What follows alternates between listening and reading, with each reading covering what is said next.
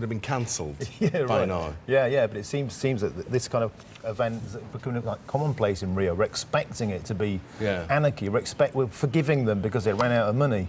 All the kind of usual. Or it's all a little bit quirky. Oh goodness me, the water's turned green, and there was some shooting at a bus there. I mean, that is serious stuff. Yeah, it's like third world danger, really, you know, in a first world environment sort of thing. Right, that brings us on to the stories. We should say, these guys, Martin Dobney, Kate Hardcastle, you're very welcome, both of you here. Martin, we're leading with a report on the European Union and what it means. You've taken this story from the Times. Yeah, it seems that nobody knows what Brexit means. You know, weeks after it's my first appearance since Brexit, I was very supportive of Brexit. And now, of course, what's going to happen is that if Bloomberg, the financial news organisation, has done a survey of the remaining 27 nations in the EU, and what's emerging here is that they are going to be basically holding the UK to ransom. If you want access to the free market, here are a list of our demands. Now, top of that list is the continued free movement of people within the EU, which, let's face it, that's the big issue. Was the absolute defining and crystallised moment where this thing flipped on its head.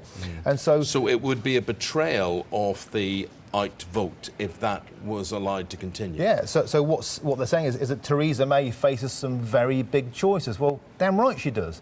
But you cannot go back on the central tenet of Brexit, which was But that wasn't the question on the referendum paper, and I think you can't necessarily assume what people chose to vote on.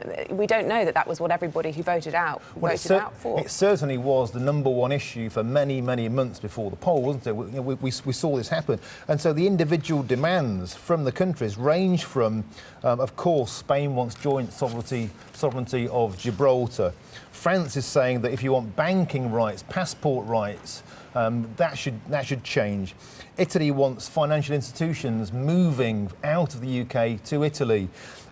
Greece wants to protect its tourism. So we're seeing all this kind of undignified, squabbling, sort of greedy kind of posturing and manoeuvring, which I think we expected, and for many of us is the reason we got out. We're still being controlled, we're still being held by the short and curlies. Well, I think Spain have got us by the short and curlies over Gibraltar, very definitely.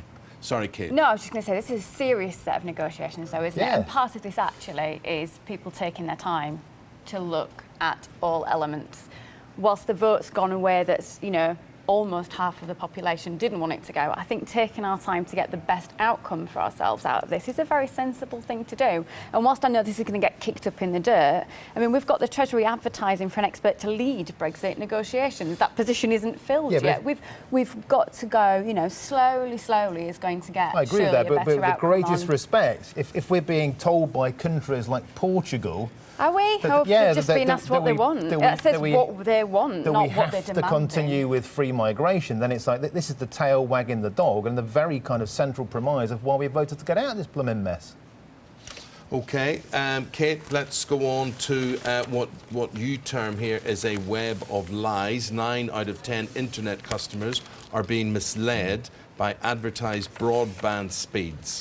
It's really concerning because, just as we would have had the debate about energy providers, we've now got the same debate going on about internet providers, that you watch the adverts, they talk about speed, they talk about delivery. Does anyone even know if they're getting those speeds? Does anyone know what that speed would look like? I guess in most households it's either fast or slow, isn't it? It does affect particularly my 14-year-old who will come, because obviously it affects his games in some way, but he will be the one, but Dad, we should really get this, Dad, we should really get that. So it's aimed at the younger ones. And it is, but I mean, the nuance of difference between speeds, I guess, isn't something anyone can truly understand.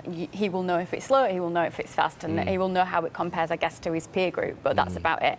And what these adverts are doing, and they're being allowed to do at the moment, is have the freedom to confuse, to bamboozle, by using the speed element, by using different arguments of technology detail that the consumer doesn't and actually shouldn't have to understand. And again, I think we're ending with a pool of organisations here preying on the consumer, trying to get a better deal out of it. And what I champion and hope for is there's going to be better legislation to stop that. There is a need for it, and that's hard-earned cash that consumers paying out. Now, look, this is a great talking point today because everybody will have a view on this, and this is sexual harassment in the workplace and what constitutes sexual harassment. The trade union, the TUC, they're saying 2 in 3 women at work are sexually harassed. What do you make of this report, Mark? Okay, well, as a man, I'm assuming that I'm one of many men who's being accused by these surveys of being a sexual harasser at some point in my life. 80% of perpetrators are men. Are men, and so I think this really bears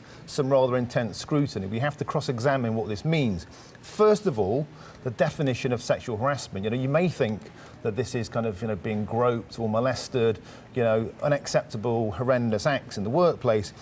It's actually about including a much broader church of inappropriate comments, rude jokes, banter. What does banter mean? One man's banter is another man's harassment.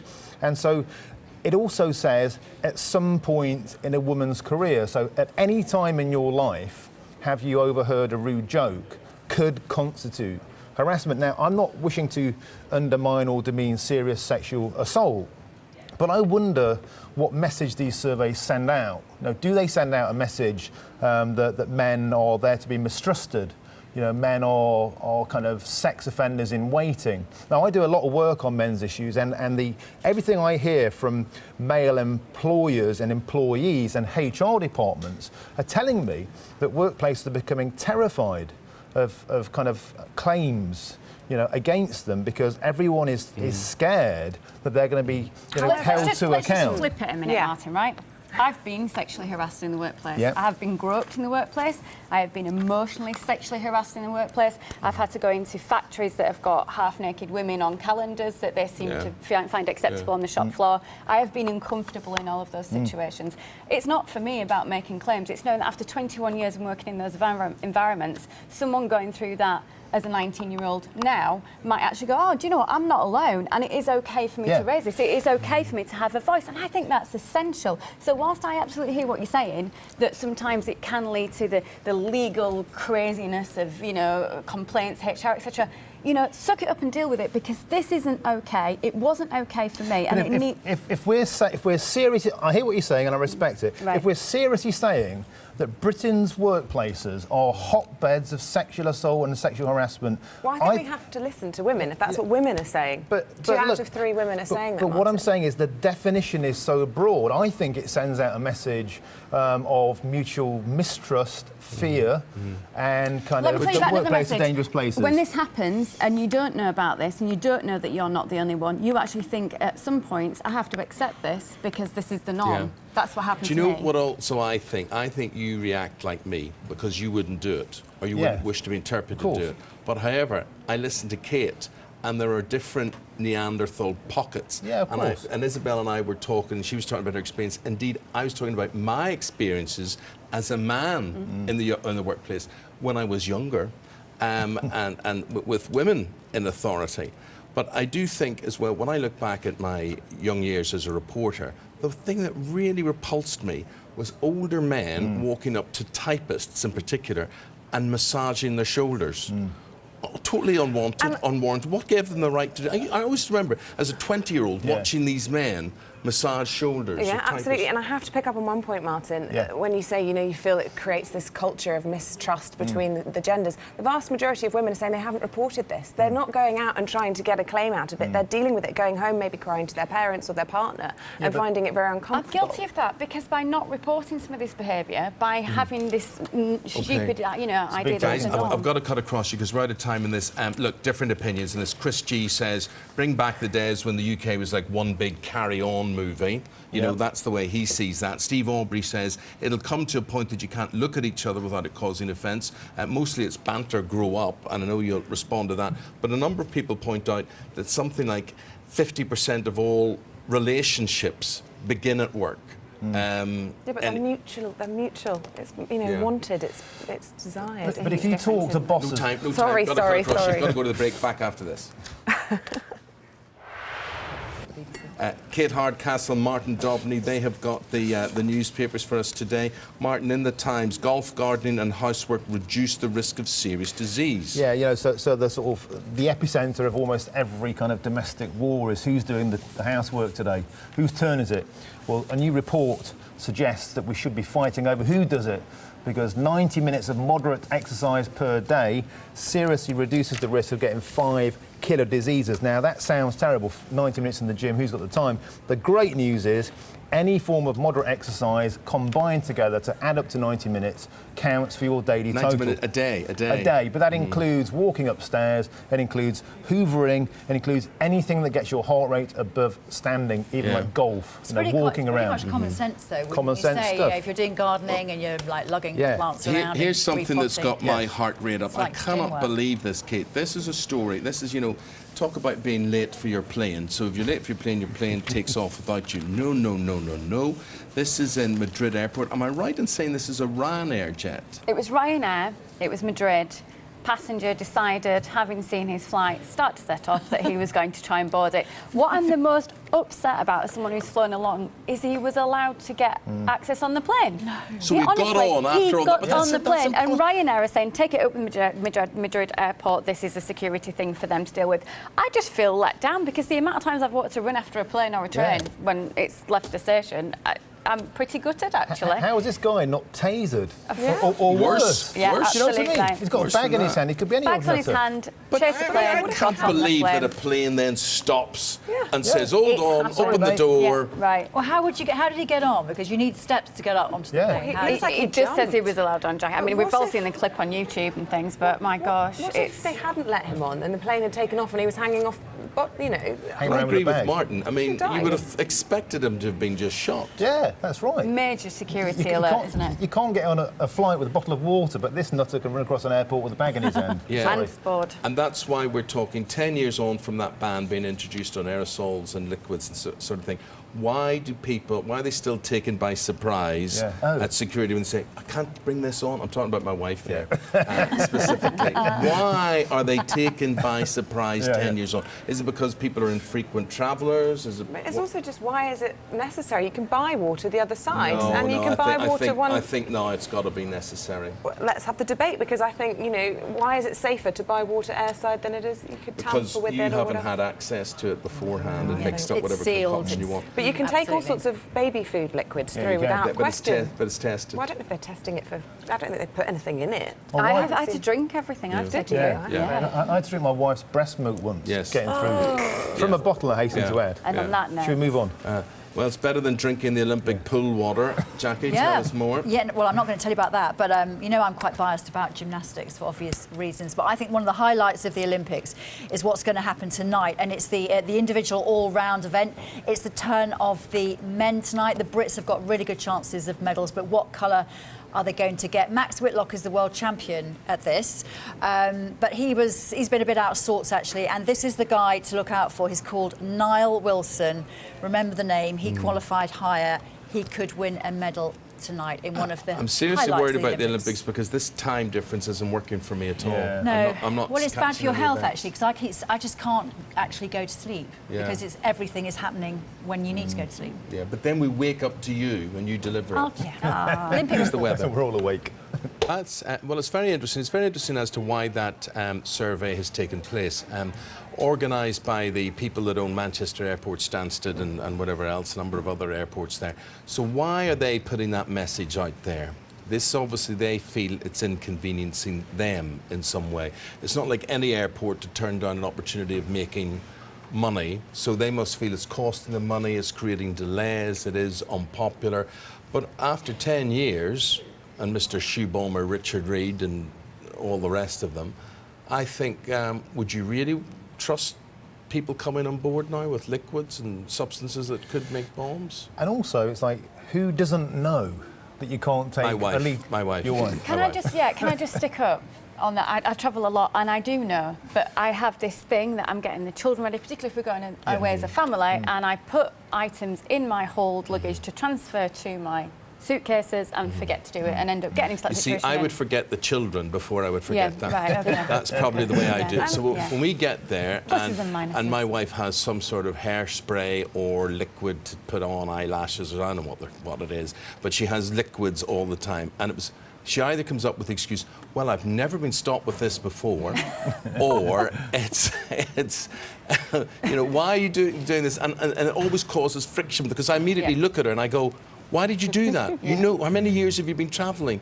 But people, the message just doesn't get through to 20%. Two things that wind me up. Firstly, what happens to all this expensive perfume and creams? Yeah, or is anybody helping themselves to it? I don't know, just a question. And if not, what a waste of all these amazing, lovely products. Secondly, why is it safe to be non-airside with water, but suddenly not safe the other side? We saw at Brussels Airport that they blowed up people at the checkup desk. You know, people can go on trains in the Eurostar with liquids. Why is it so? Because the risk could be higher, because you're going to fall out of the sky. I just don't accept that. I just think it's going to be blown up whether you're in the sky or not. Checked by them, though, that, you know, if I go to Boots, the other side, or other supermarkets or chemists are available. You could kill someone with a pen or a knife. Yes, but you can kill more people with a bomb in a plane. If a plane goes down, 300 people go with it. But you could do that in the airport. Probably not. Forecourt. You could. Probably not. Not 300 people. Yeah, you could. Well, they're queuing up. And the collateral damage when a plane hits the ground, and the massive publicity that it gives. I still think it's a greater risk on board a flight. I think they have to stay in place. Yeah. And also, I'm really annoyed about how much deodorant costs at the airport. Because you're only allowed 100 millimetres, and so they always take it off because it's slightly over 100 millilitres, and then airport side it's about £6. But really, that's the manufacturers should work to involve that in their measures. They should build an airport-sized male deodorant. It'd be an instant sale. And how come 99 mils isn't dangerous, but 100 is? I mean, if it's dangerous, it's dangerous. Well, if you make bombs, you'll probably know why. The answer to Somebody that. tell us. Probably do.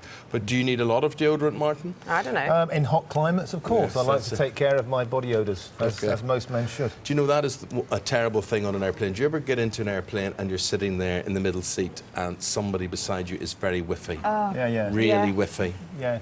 What about when they take their shoes off? On a long haul, you know, they just, you know, you just sit down and they go, right, that's it, the shoes come off. But we can all get our revenge now, because we usually have screaming babies on our laps. So if they stink, we'll just have the little screamer right there. Children-only planes, that's the future. Martin, this is Martin Dobney and this is Kate Hardcastle, just to do the formalities there with them. They're doing the papers this morning. Russia using Ukraine. We've had a report on this running yesterday and today on Sky News. Now, the theory is put forward here in the Times, they're using Ukraine as a battlefield to rehearse war in the West, really? Yeah, you know, there's a lot in the papers today about Russia and what it means for Britain and why should we care. Theresa May has phoned the Kremlin as having an audience with Putin at G20, and it's like, OK, so why should we care about Ukraine? I've just finished reading a book called Prisoners of Geography by Tim Marshall, the former Sky guy, and it's excellent. It's kind of idiot's guide, which is useful for people like me, into Russian geopolitics and why should we care. Now, the Ukraine was used by Vladimir Putin to project Russian power through the media, and it was conducted in an entirely new way of warfare that the Times is reporting on here, sending in mercenaries to create disruption, jamming mobile phones, sending in the artillery next, and it's projecting this global sense of power. The messages that are going home to the Russian media are saying the Ukrainians started it. Ukraine is a country that's being courted by the West, but it's still tied to the East, so where should it go? Putin slammed down on it. And what's happening now is that the modus operandi of this happening is being told as being extremely technical, extremely terrifying, and is this the beginnings of a new Cold War? On the front of the Times today, we're seeing that British military insiders are terrified because the Russian army is bigger than ours. Should we be concerned? I think yes. OK. Kate, the other big talking point today, this is this survey from the TUC. And they are not happy about the level of harassment at work that affects, they're saying, 52% of women. And a lot of women that I've spoken to today say they believe this is pretty accurate. I would be inclined to agree. It's certainly my experience of it, and having had time to mature and talk to other people that have been in the workplace who now perhaps dare say something, their experiences too. Martin and I have had a lot of feedback, I'm sure you guys have as well, in covering this in the first hour. It's a horrendous situation. To be 19, I was physically sexually harassed, emotionally sexually harassed. I was working in manufacturing in an environment where it was absolutely the norm to have pictures, calendars of naked women all around. And when you're trying to take any position of authority or business-like conduct, and this is around you and this is the behaviour you're almost forced to accept as a norm, it's very difficult to speak out about it. And I think I sit here guilty today not having done more about raising it, because I was scared. I was scared. What could you do? Isabel, you were talking about in previous lives and whatever it is, being aware of this, and the higher up the pecking order the boss was, the more fearful you were. Yeah, we have to talk about the fact that a lot of women haven't reported this, and it's not because they're weak or, you know, enjoying it. It's because they're afraid of harming their career and being seen as a troublemaker. And I think certainly a lot of women will say that it is often men in positions of power that take advantage of that. I know that you said you've witnessed that as well, back in early days of your career. And I think that, you know, a lot of women are exploited in that way. And that's not to say that this doesn't happen to men. And it's not to say that men are the only people committing this challenge, but it's happening and it's wrong, and it's the workplace. As a token bloke in this conversation, I would just like to say that I fail to accept that 2/3 of British men are sexual harassers or sexual... No, that's not what... it says 2/3 of women suffer sexual harassment. That doesn't mean 2/3 of men... What is it, one man harassing 25 people? We don't know. But what I'm saying is, you know, the definition of sexual harassment is also wide. It can be overhearing a rude joke, until forcing kisses and groping and molestation and the horrendous stuff. So what I'm saying is, you know, let's give men a chance. Men aren't. You know, British men, I do not believe, you know, are rotters and sexual deviants. The vast majority of men are decent and caring. No, what I don't want to see, what I don't want to see is a culture of fear in British workplaces where the genders become scared of each other because they're scared of a HR complaint. So you're suggesting there's a line that almost, unless it's touching, it's okay? No, I'm saying this features a broad definition, which I believe in most people's minds portrays an image that more serious stuff is going on. Well, I've seen a few tweets that reflect what Martin's saying there, which is there's so much stuff included in what's banned that it gets distorted. But I'll just sum this up. Give me a quick response to this. Dave Harrison says, tell me if he's right or wrong, no doubt some abuse will be vile, but for most, it's banter, fun, and should not be stigmatised. What would you say to that argument? I absolutely agree. There is banter, and it's how you feel. It's how the recipient reacts to that, male or female. And you will know. I mean, someone mentioned about relationships in the workplace and how they blossom. Well, absolutely. But it's, like you said, it's wanted, it's desired, it's a reciprocal thing rather than totally unwanted. Sorry, got to say goodbye to you. Well, not goodbye for a couple of minutes. We're going to the break and we'll be back with more after this. Martin and Kate, they have the newspapers. The young turn their noses up at university places. Why is this in the Times? It's a great piece by Alice Thompson in today's Times. Basically, universities are now businesses. They are no longer kind of philosophical spheres of kind of learning and intellect. We are all customers when we enter there. And a lot of these prospective customers are saying, it ain't worth it. £9,000 a year for your kind of student fees, 44 grand debt at the end. Half of these debts probably won't be repaid through default, and you know, universities meanwhile are expanding rapidly. Some of them doubled in size, and now they're finding it harder to attract young British people, particularly the working classes, and especially working class white men who are performing the worst at school all the way through, aren't making the grade, and to price the market in, they are going for lucrative overseas students who are prepared to pay even more. Now, what's happening is that Sheffield University is throwing in free MAs, 10% off your spouse or your siblings. My boy is 7, he's about to go to university down the line. Is it worth it? I would say no. Okay. Kate, just want to finish by looking at supermarkets. They call them the supermarket chic. How fashionable can supermarkets be? And we're talking about Lidl, Asda, Sainsbury's. I think all I want to say about this is here you've got the Times, really well-known fashion spread. Every item is featured from the discount supermarkets. We all know that, you know, Retail is moving online. The consumer is the powerhouse. You have the choice. Discounting is acceptable. There's no embarrassment whatsoever. Great quality clothing, and yet we've got the story of brands like New Look on the high street, French Connection on the high street, many more, really struggling with that middle market and understanding how to retail for the future. It's not great to tell the sad story of retail because it affects so many livelihoods, but we have got to get real here. When the supermarkets can come up with these goods, it makes me question why Marks and Spencer's can't, although Mrs. Holmes was looking very beautiful in Marks and Spencer's. I've seen in the papers today. I see she was modelling some Marks and Spencer's collection. But, you know, this is what we've got. We've got supermarket chic, cheap and cheerful, accessible fashion. It might be okay for the girls, but bloke supermarket clothing is rubbish. Is it? Yeah, why can't we get some good stuff? Why is it rubbish? It's just like you're England very t-shirts. sharp, though, aren't you? Very well dressed. Okay, Right, think of all that, there? guys, and whatever way you're dressing, you'll want to know what the weather forecast is. Here's Isabel. Martin Dobney and Kate Hardcastle rejoin us again. We're going to have a good old discussion about stories that are emerging today and that we will be covering here on Sky News. And beside me is Isabel. You know, I wonder how many holiday makers will have sympathy with them. And she's right. People just care about themselves, really, at the end of the day. But, you know, I'll not be travelling, therefore it won't affect me. So I would say this. I would guess that this is the same old story that you get in places like banks. Too few staff doing too much work. So I'm immediately thinking, these folk must have a case.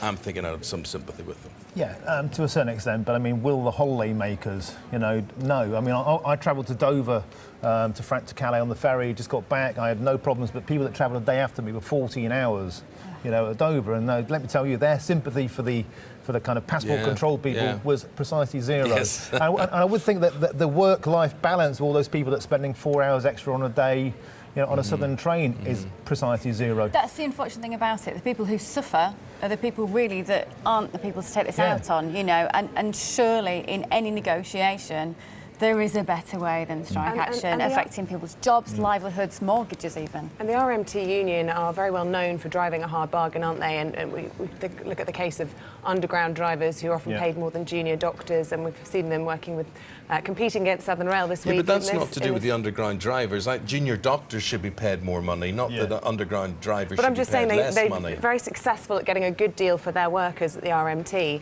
and I think a lot of people will be saying, you know, whose expense is that? Right, well, do you know what? I find it amazing. Media in this country automatically assume, people will say the media is left-wing in this country, yet they always attack the workers. They always assume anybody going on strike has absolutely no right to do it. Sometimes somebody get in touch and say, do they actually have a right? Do you sympathise? Do you empathise? Because you won't say it on the media or in newspapers. But, you know, I do think sometimes you really got to look at what you're asking for people. This is a generation of people who were promised you will have less work, you will have more leisure time, and they're not. It's all gone upside down. More work, less money. But that's the same for the commuters, and worse for the commuters if they're so everybody's life's rubbish. We're all in that situation of work-life balance. Everyone's working longer hours, you know, and spending 2 hours extra on a train isn't going to help the RMT's cause.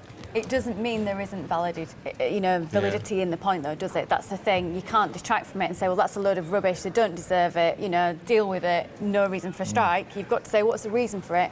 What's a better and more relevant way of dealing with it than a strike that affects people? And one last point, just going back to Southern Rail, it isn't about too few people and too much work. It's actually about an outdated system, which is the use of these doors, and they don't actually need staff to do it. That's what they're arguing. You should be a manager. I'm just pointing. I'm putting the points out there that are being voiced, and I'm just putting the alternative arguments.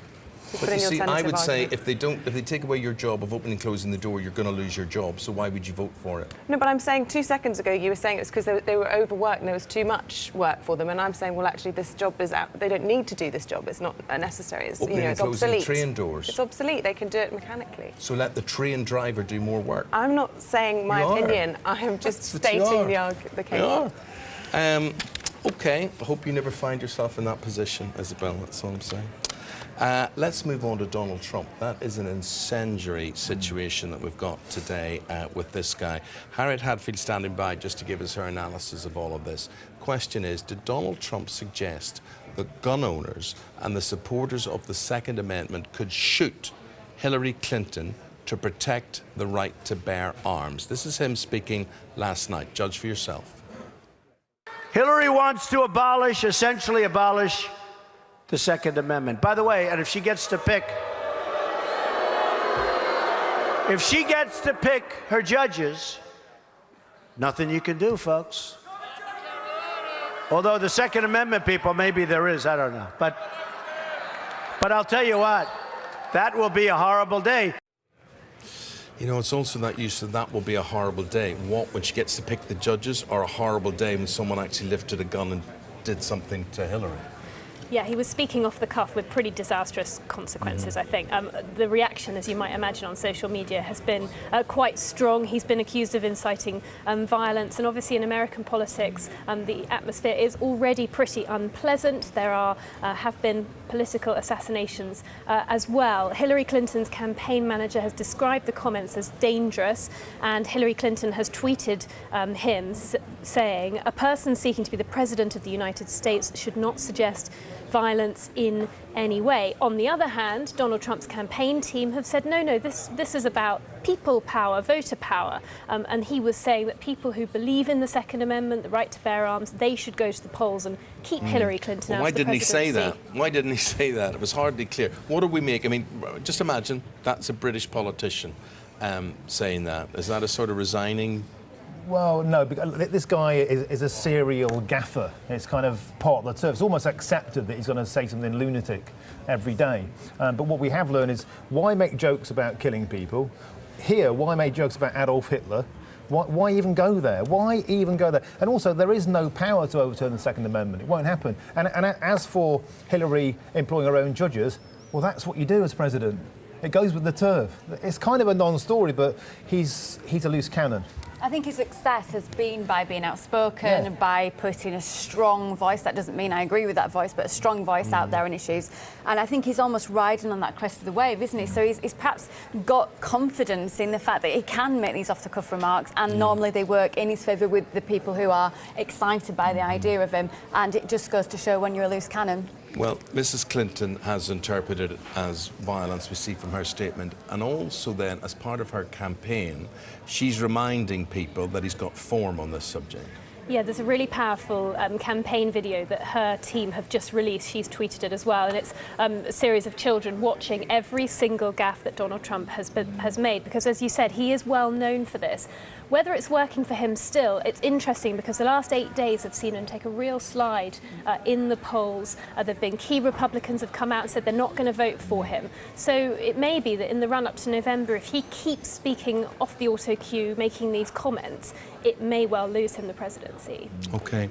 Harriet, stay with us for this next story, because we've all been expressing our views throughout the morning. And this is this new research that says more than half of women say they have been sexually harassed at work, whatever way you may interpret that, but most have never reported it. Have you been aware of unwanted attention ever in your working life? I don't think I have. Maybe that says something about me. No. No, I don't think I have. I don't think I have. We've gone around the table and we've talked about it, and I think Isabel summed it up very well when you were talking about, and indeed Kate was saying this, especially when you're younger and you feel you're maybe being controlled. If you're given an opportunity and you're trying to make a name for yourself or do really well in your career, and somebody more senior than you makes an unwanted advance, you're in a very difficult position, because if you rebut that advance, then you could be curtailing your opportunities. So women predominantly are the victims of this, but I think it is a really difficult issue to deal with. And I think the danger is that a lot of people will say, oh, we can't say anything, there's no banter in the workplace, and it belittles some of the situations that, as I say, predominantly women find themselves in. I think it does need to be discussed, especially in the light of all that we've seen with Rob Harris and Max Clifford. Set of statistics with the more serious harassment claims than broadening it to include all of the perhaps suggestive claims, that the humour that has been overheard particularly, that seem to have diluted that argument. There is a very strong, undeniable issue here which needs to be addressed so that younger women particularly feel confidence in saying, no, this is not right, this is not acceptable. But as Martin said earlier, you know, if you then say, well, the statistics include people who overheard a humorous comment that was of a sexual nature, it's going to dilute a very serious point. And that is why, you know, my stance on this is consistent. You know, I think we need to not believe that 2/3 of British men are capable of sexual harassment in the workplace. We need to believe good in British men. And actually, I've drilled into these stats. I've been tweeted the actual stats from today. The biggest offence is overhearing lewd comments or other people's jokes. Well, that's almost like noise pollution is now deemed, you know, to be sexual harassment. And only 10% of employees experienced that in the last 12 months, which would suggest to me, as opposed to 35% ever. So that would suggest to me that British men and British workplaces are getting better, but there's always room for improvement. Yes. Serious sexual assaults are next to non-existent. One is one too many. But let's believe good in British men. And there's certain areas where it's worse than in other areas. We were talking to a guest earlier on, and she was saying that bisexual women were particularly open to this, and obviously then the perception amongst some men as to what it means being bisexual, they are so getting this wrong. And they have got, here's a figure here, because this is not confined to offices, 67% of women, 67% in hospitality and leisure experience sexual harassment. So you're probably talking about, you know, people who have to dress well, people who are up front, maybe cabin crew on aircraft. Yeah, you may find that's with customers, with you know, the interface between the public and the employee, as opposed to other employees harassing as well. So it's a very complex picture. And you know, we should stamp this out. You know, I feel ashamed when men, you know, behave moronically. But a tiny minority of men are like this, and most of us are good. In this story, you don't want to lose the fact that more must be done, and the workplace needs to be a well-balanced environment. Harriet, thank you very much.